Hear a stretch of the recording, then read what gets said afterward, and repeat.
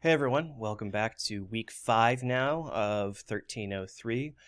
I am recording the first of, I think, 3 videos this week for you all to give you just some general thoughts on your rough drafts, trends that I noticed, things that I want to address sort of as a whole for us all to pay attention to.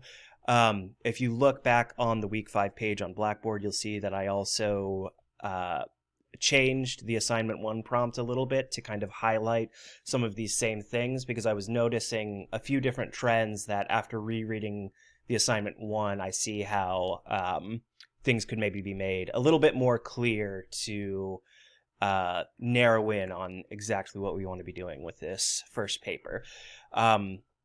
But I also want to run it down here in case that also helps people understand exactly what I'm looking for. So the first trend that I saw a lot is that a lot of the rough drafts that I saw are very biographical, and they're very much about explaining your personal connection to the major or career that you've chosen to write about.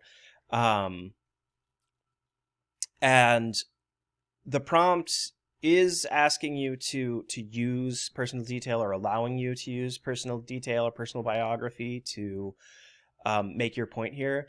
But we want to remember that what we are writing is not a biography or a personal statement. It's a profile of that major or career. So make sure that any personal detail or personal biography that you're using is in service of your thesis statement, which should be something that gives your reader an increased understanding of that field. So things like, I have wanted to major in or study X ever since I was a child. That on its own isn't super useful for what we're trying to write about here, but you can take those things and turn them towards your thesis and use personal experience to give your reader a better understanding of what specifically about this career or major you are trying to highlight. So again, personal details and personal information can aid in that goal, but we're not writing biographies. So that was the number 1 thing. The number 2 thing that I saw is that a lot of these rough drafts are a little bit too summary. They're providing like a broad overview of the major or the career as a whole, and they're getting into, this field consists of these several subfields, and you can expect to make this much money if you do this much money if you do that, things like that.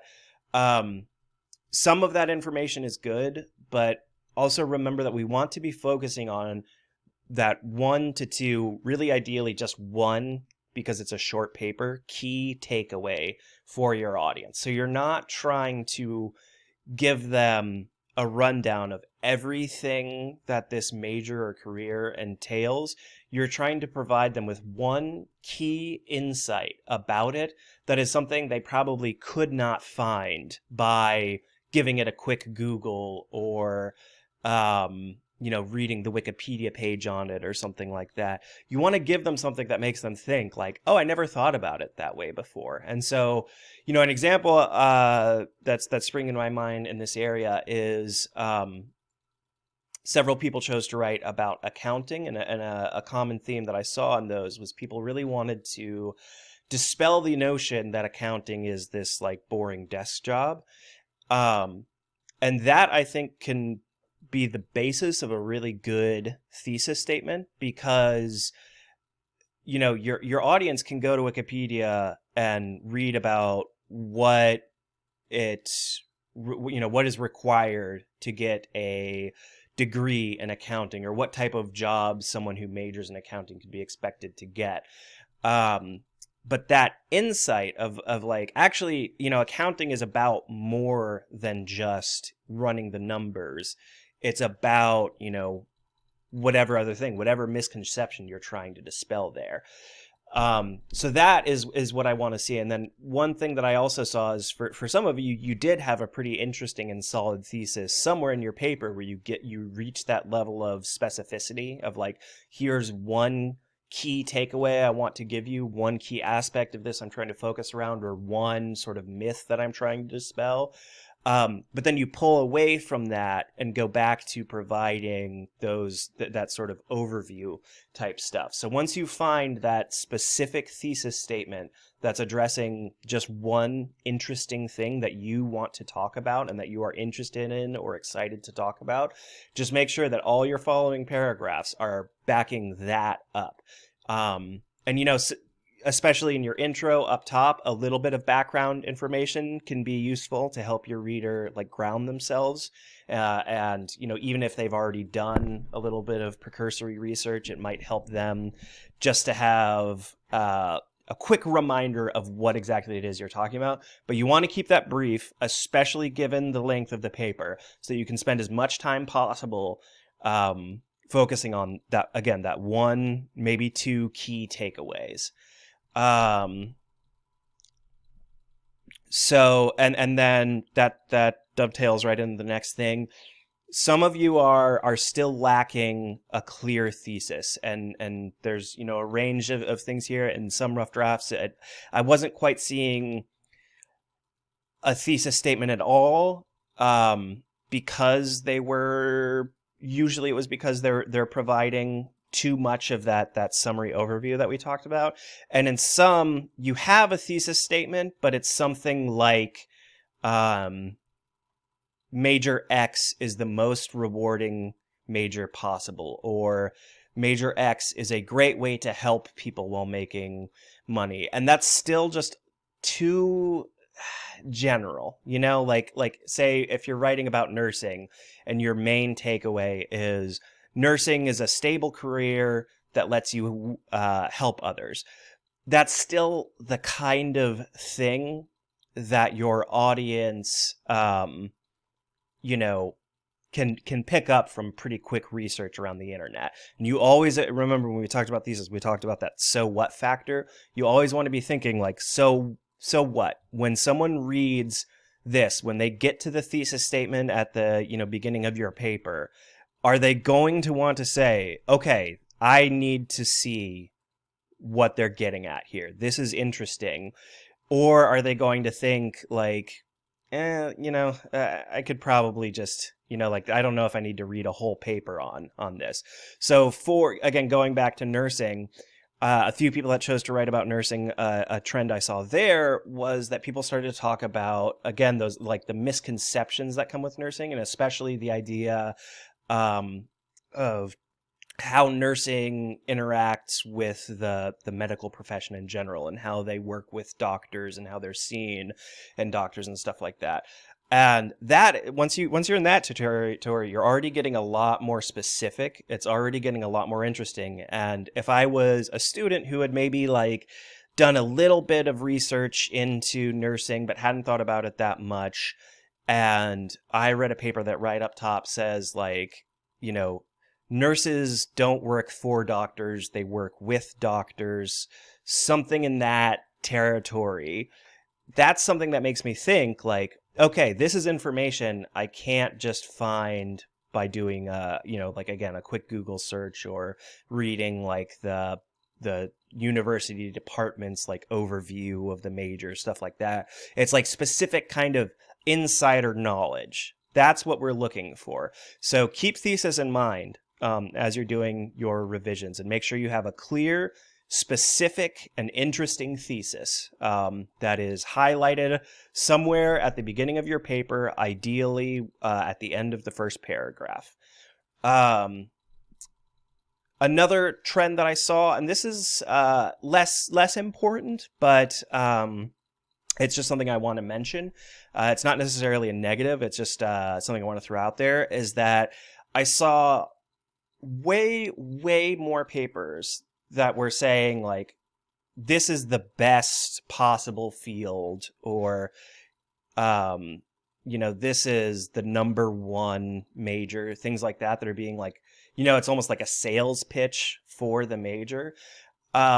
And I want to say two things about that. One is that you should remember that you have to back up all of your claims in an academic paper, and you'll almost never be able to actually prove something like, you know, major X is better than all the other majors, because that's such a matter of like personal opinion. And when I read that, I'm like, well, according to like what's, is it according to like its usefulness, how many opportunities it provides? There's a lot of different metrics that you can measure like the best major by, and they differ from person to person. And it's also important to remember, like, you don't need to prove that a major you're writing about is the best. You can say this is a good major because, and then get into that, specific thesis statement, and that's totally fine. You don't need to prove that it's the best. You're not trying to be, again, like a salesman for it, and it will actually help your paper go over with your audience if it feels like you're maintaining a level tone. And then off of that, it's also important to remember your paper doesn't need to be positive at all. Your paper could in fact be like a takedown of the profession, especially because I saw some, where it's like some of you are interested in like going to med school but aren't sure exactly which subset of medicine you're interested in. So you could use this paper as an opportunity to be like, okay, I'm going to do some research on, pediatrics or whatever, and really dig into that and what that field of medicine entails. And you might find once you start researching, like, this just isn't good. This is not a good way to practice medicine. Like, the hours are way worse than everything else. There's all of this bureaucracy involved that stops you really from being able to do as much good as you would like to. Things like that. And I think it's just a good and important reminder that you are not required to be positive. And then, the flip side of what I mentioned just before this is that if I read a paper that's a really cruel or biased or overly negative takedown of something, that has the same problem. Like, it throws your sort of credibility as a writer into question if you are either too positive or too negative about something. But it just is a good reminder that, like, you are absolutely not required to be in love with whatever you're writing about, and that critiquing it and even forming your entire paper around like a very good reason not to get into this career is totally fine. And again, that's just a reminder, not required either. And, obviously positivity is great. If you found a major that you're both interested in writing about and in completing yourself and you have enthusiasm for that, like, obviously that's great. And then, yeah, another quick note is that you want to make sure that you can back up all of your claims within the space given. And so this sort of goes into the whole, like, what I was talking about before about being like overly positive or too general. Like, you have to imagine that at any point while reading this, someone in your audience might say like, well, how do I know that? Or how can you say that? Or where's your evidence? Where's your proof? And so you don't necessarily need, again, we're not focusing too hard on like research just yet. So you don't necessarily need to be able to say like, oh, well, this peer-reviewed journal says this, although that is a great way to provide, good evidence. But it can be like solid rhetorical analysis. It can be personal experience. It can be, the informal interviews, things like that. But you want to make sure, you almost want to kind of go like sentence by sentence through your draft as you're finishing up your revisions and tightening it up. And just imagine that there's like a nitpicky person, sitting behind you. And that at any point they might point to a random sentence and say, how can you prove that? How do you know that? And you want to be able to, in the actual paper itself, say like, well, because of this. And again, it's fine for that to be like personal rhetorical analysis, but it's gotta, it's gotta like pass that test. You have to imagine that someone who's being kind of like, a little bit of a naysayer even, and who is reading this will say like, okay, yeah, I buy that kind of thing. All right, so I'm going to cut this one short. Like I said, I've got a couple more videos for you this week. Try to watch those too, but that's the end of this one. Have a good